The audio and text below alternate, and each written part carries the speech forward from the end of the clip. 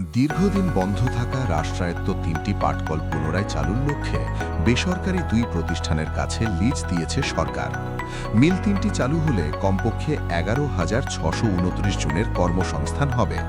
এতে প্রায় ৬১৯ কোটি টাকা বিনিয়োগ করা হবে। প্রতিষ্ঠানগুলোর সম্ভাব্য বার্ষিক টার্নওভার হবে প্রায় ১,১৭৫ কোটি টাকা। গতকাল মঙ্গলবার সচিবালয়ে প্রধানমন্ত্রী তারেক রহমানের উপস্থিতিতে বাংলাদেশ জুট মিলস কর্পোরেশনের সঙ্গে প্রাণ আরএফএল গ্রুপ ও হ্যামকো গ্রুপের এ সংক্রান্ত চুক্তি স্বাক্ষরিত হয়েছে। প্রধানমন্ত্রীর উপপ্রেস সচিব হাসান শিপলু জানান, চুক্তি অনুযায়ী সিরাজগঞ্জের জাতীয় জুট মিল লিমিটেড ও খুলনার star jute mill limited lease নিয়েছে প্রাণ আরএফএল গ্রুপ, আর platinum jubilee jute mill limited নিয়েছে হ্যামকো গ্রুপ। চুক্তিতে বিজেএমসির পক্ষে সংস্থাটির chairman brigadier general Mohammad Kabir Uddin Sikder স্বাক্ষর করেন। প্রাণ আরএফএল গ্রুপের পক্ষে কোম্পানি সচিব আমিনুর রহমান এবং হ্যামকো গ্রুপের পক্ষে ব্যবস্থাপনা মন্ত্রী এটিএম মুস্তফা চুক্তিতে স্বাক্ষর করেন। চুক্তি স্বাক্ষর অনুষ্ঠানে জানানো হয়, সিরাজগঞ্জের রায়পুরের জাতীয় জুট মিলে প্রায় ১৫৭ কোটি টাকা বিনিয়োগের পরিকল্পনা রয়েছে। মিলটি চালু হলে ৫,২৩৮ জনের কর্মসংস্থান হবে। এর বার্ষিক টার্নওভার প্রায় ৫০০ কোটি টাকা হতে পারে। খুলনার দিঘলিয়ায় স্টার জুট মিলে প্রায় ২৫০ কোটি টাকা বিনিয়োগ করা হবে। মিলটি চালু হলে ৫,২৩৮ জনের কর্মসংস্থান হবে। বছরে প্রায় ৫০০ কোটি টাকার টার্নওভারের লক্ষ্যমাত্রা রয়েছে।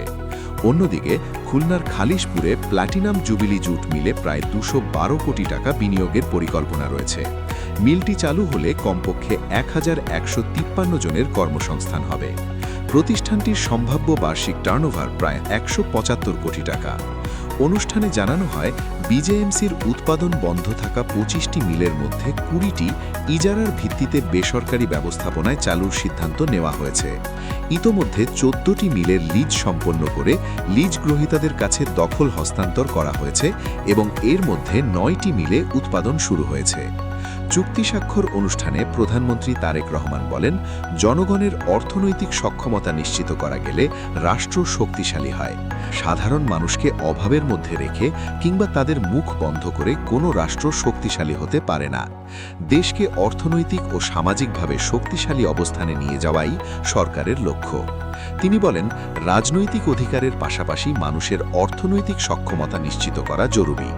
এর জন্য দেশীয় উদ্যোক্তাদের বিনিয়োগ ও কর্মসংস্থান সৃষ্টিতে উৎসাহিত করতে সরকার প্রয়োজনীয় সব ধরনের নীতি সহায়তা দেবেন।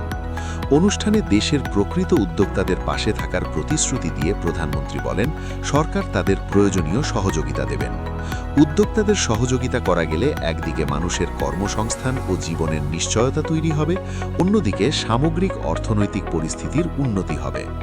অনুষ্ঠানে অন্যান্যদের মধ্যে বাণিজ্য, শিল্প ও বস্ত্র ও পাটমন্ত্রী খন্দকার আব্দুল মুক্তাদির, বস্ত্র ও পাটমন্ত্রী শরীফুল আলম ও বস্ত্র ও পাট সচিব শরফ উদ্দিন আহমেদ চৌধুরী সহ বিজেএমসি ও লিজ নেওয়া প্রতিষ্ঠানগুলোর ঊর্ধ্বতন কর্মকর্তারা উপস্থিত ছিলেন।